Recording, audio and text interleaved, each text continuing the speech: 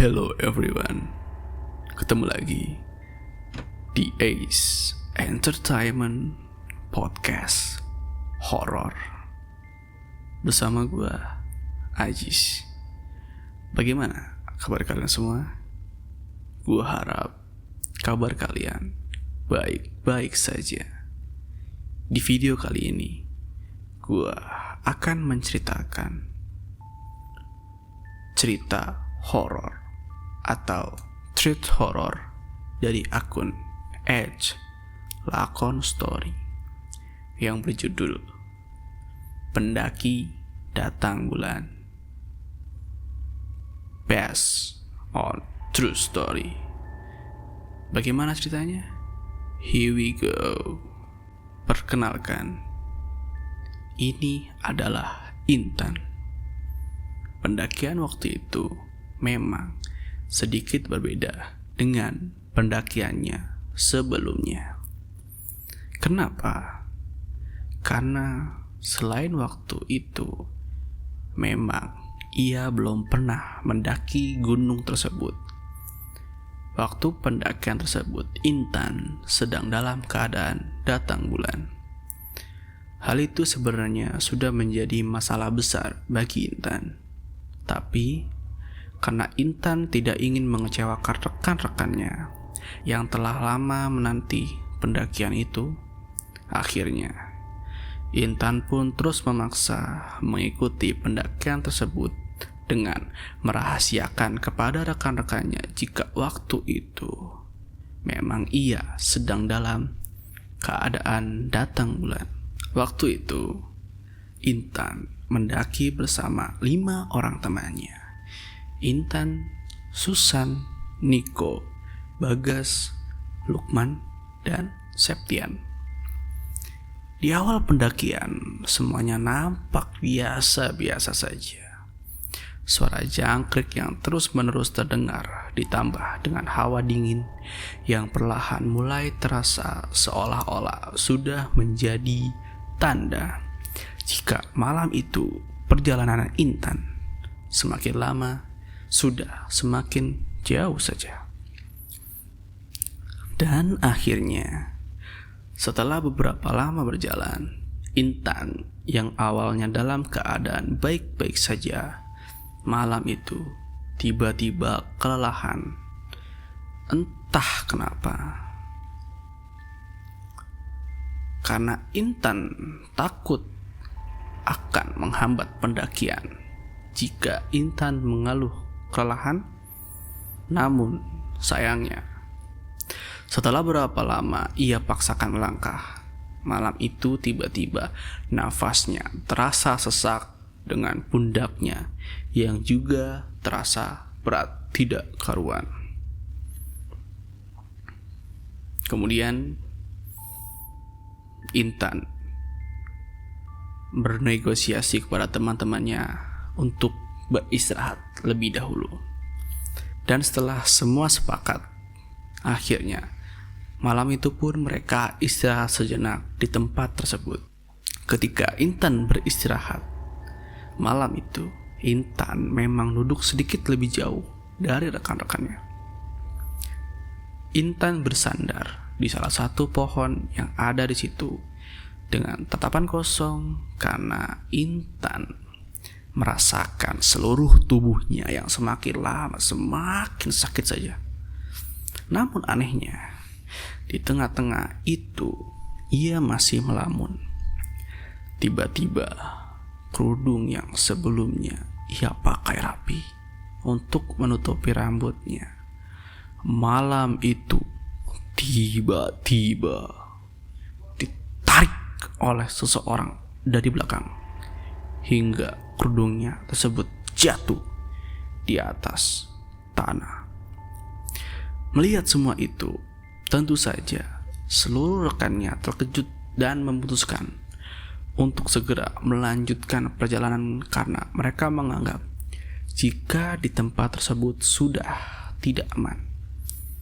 Singkat cerita, akhirnya malam itu pun mereka melanjutkan pendakian. Selama pendakian, perasaan Intan Semakin lama, semakin ia rasa tidak enak saja. Jantung yang terus-terusan berdetak kencang, ditambah dengan langkahnya yang dia rasakan menjadi semakin berat, sudah membuktikan bahwa jika malam itu sepertinya ia tidak akan kuat jika harus melanjutkan perjalanan. Namun, karena menurut rekannya pos peristirahatan sudah tidak jauh lagi, akhirnya ia pun kembali memaksakan langkahnya dengan harapan agar ia segera sampai di pos peristirahatan dan segera beristirahat. Dan untungnya akhirnya ia pun bisa sampai di pos peristirahatan dengan keadaan baik-baik saja. Dan singkat cerita, akhirnya malam itu rombongannya pun dibagi dua karena Intan yang memang sudah tidak sanggup lagi untuk berjalan. Lukman, Bagas, dan Septian melanjutkan pendakian. Dan Intan, Niko, dan Susan yang saat itu memutuskan untuk mendirikan tenda yang berada tidak jauh dari jalur pendakian saat itu. Ketika tenda sudah berdiri, malam itu Niko seketika menyalakan kompor dan membuatkan minum hangat untuk Intan. Sedangkan Susan saat itu terlihat sibuk di dalam tenda menata baju dan semua barang bawaan mereka. Namun anehnya, di tengah-tengah Intan masih menunggu minuman buatan Niko selesai dibuat, malam itu tiba-tiba Intan mendengar suara tangisan yang terdengar lirih dari arah belakang tendanya. Mendengar hal itu, tentu saja Intan pun seketika terkejut bukan main, dengan jantungnya yang juga seketika berdetak dengan sangat kencang. Namun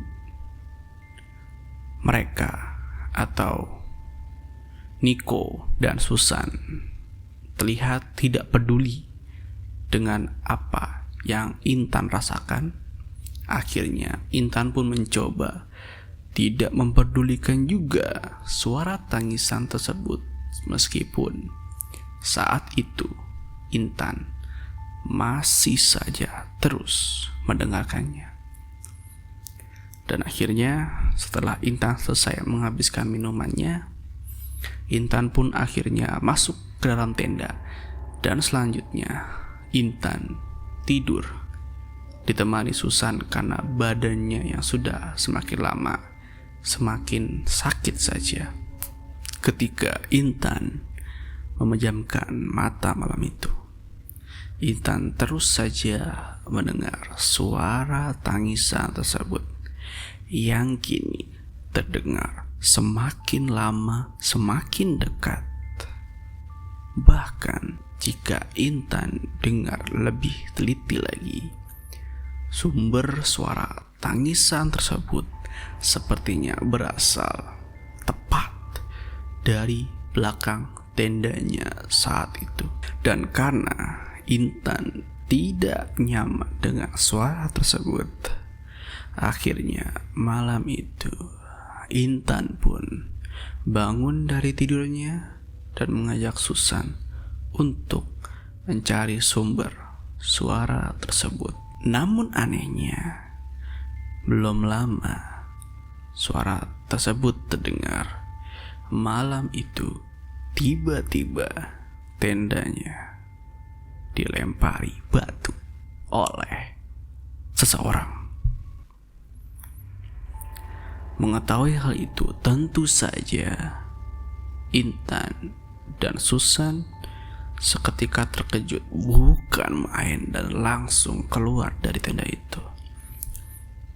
Tapi sayangnya belum selesai Intan dan kawan-kawannya kebingungan dengan semua itu, Tiba-tiba mereka bertiga melihat dengan mata kepala mereka sendiri. Ada 2 orang pendaki yang berjalan pelan di jalur pendakian yang memang tidak jauh dari tempat di mana tenda mereka berdiri. 2 pendaki tersebut terlihat berjalan pelan dari arah bawah, melangkah ke atas dengan tidak sekalipun menoleh ke arah mereka. Mereka semua terlihat menunduk. 2 pendaki semua itu terlihat menunduk dengan mengeluarkan bau yang sangat tidak sedap.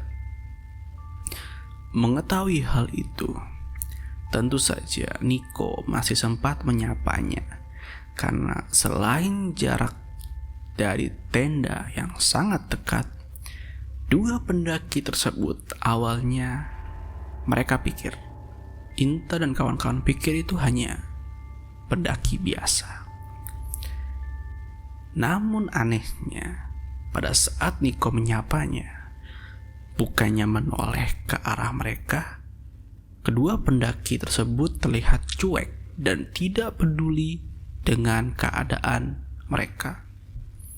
Bahkan yang paling membuat mereka terkejut adalah malam itu mereka melihat pakaian dan tas punggung 2 pendaki tersebut terlihat sudah rusak dan terlihat kosong, tidak ada isinya.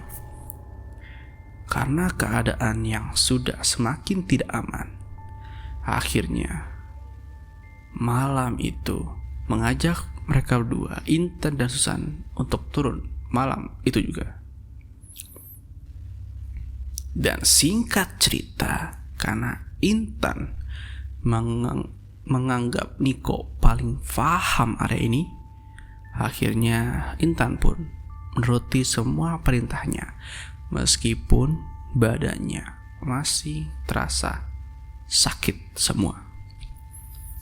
Dan setelah semua perlengkapan mereka selesai dibereskan, akhirnya malam itu pun mereka bertiga berjalan turun diiringi hujan yang perlahan juga mulai turun.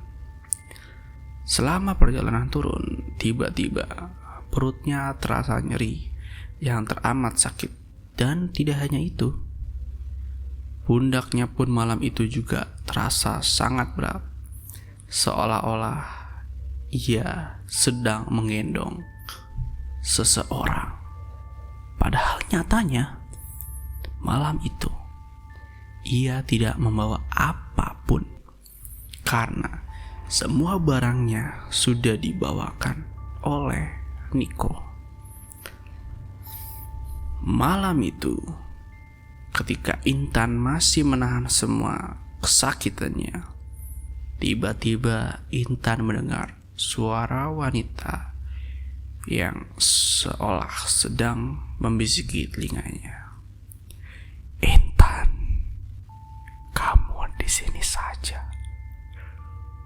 Suara tersebut terdengar jelas di telinganya, ditambah dengan pundaknya yang juga terasa semakin berat saja rasanya. Dan tidak hanya itu, bersamaan dengan suara bisikan tersebut, tiba-tiba kepala Intan terasa sangat pusing, hingga akhirnya ia pun tidak bisa lagi mengingat apa yang sudah ia lakukan. Semuanya nampak gelap dengan keadaan yang juga sudah tidak bisa lagi ia jelaskan. Dan singkat cerita, ia pun tersadar. Tiba-tiba Intan sudah berada di rumahnya dan ditemani semua rekan-rekannya yang saat itu sebelumnya ikut mendaki bersama dia. Mereka semua terlihat duduk cemas di ruang tamu rumahnya dengan orang tua Intan pun juga ada di situ dengan mata lembabnya yang terlihat seperti habis menangis tidak karuan. Dan akhirnya setelah sekitar seminggu kemudian, rekan-rekannya pun kembali ke rumahnya dengan maksud ingin melihat keadaannya. Disitulah ia mulai bertanya-tanya apa yang sebenarnya telah terjadi. Setelah Intan mengeluh sakit malam itu, tiba-tiba Intan turun berjalan dengan sangat cepat sambil diam, tak bicara satu kata pun. Dan jalannya waktu itu benar-benar cepat sekali, sehingga membuat Susan dan Niko susah payah mengejar Intan. Dan waktu itu hujan turun lebat. Intan pun diajak oleh Susan dan Niko, tetapi ia menolak. Malahan diam dan terus berjalan, tidak berhenti. Sesampainya di area base camp, Intan pun tidak berhenti dan terus saja berjalan. Karena kondisi base camp saat itu sepi, karena sudah hampir pagi, Niko sempat kesulitan untuk ambil motor karena penjaganya sudah semuanya tertidur. Dan akhirnya setelah motor bisa ia ambil, Susan memaksa Intan untuk naik motor dan diantar pulang sampai rumah. Itu sekitar jam 6 pagi. Terus akhirnya ibunya pun merasa kaget setelah Intan datang ke rumahnya. Pembalut yang Intan pakai berubah menjadi daun. Dan setelah mendengar semua itu, Intan pun seketika lemas dan seolah tidak percaya dengan apa yang sudah ibunya dan rekan-rekannya katakan.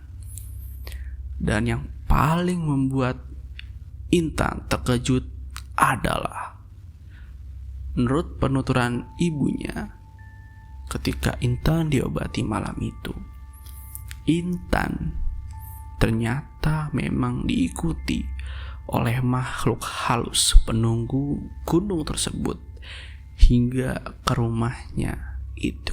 Menurut penuturan ibunya, makhluk halus tersebut ia gendong, dan ialah makhluk halus tersebutlah yang mengganti pembalutnya menjadi daun. Hal itu dikuatkan dengan penampakan sosok perempuan yang dilihat oleh ibunya beberapa kali di dalam kamarnya. Menurut ibunya, sosok tersebut terlihat duduk sambil terus menatai wajahnya ketika Intan belum sadar waktu itu. Dan karena ibunya khawatir dengan keadaan Intan saat itu, akhirnya ibunya mencari bantuan orang pintar di desanya, dan akhirnya makhluk halus itu pun pergi dari tubuh Intan. Pengalaman waktu itu tentu saja hingga kini masih sangat teringat jelas di kepala Intan. Andai saja waktu itu Intan tidak memaksakan berangkat dengan kondisi datang bulan, mungkin semuanya tidak akan berakhir seperti itu. Mungkin itu saja yang bisa gua sampein pada video kali ini. next akan ada part 2. Bagaimana? Penasaran kan? Intinya, jangan lupa like, comment, share, subscribe, dan aktifin loncengnya agar kalian tidak ketinggalan part 2-nya. Gua Aziz dan tim produksi mundurkan diri. Salam Ace.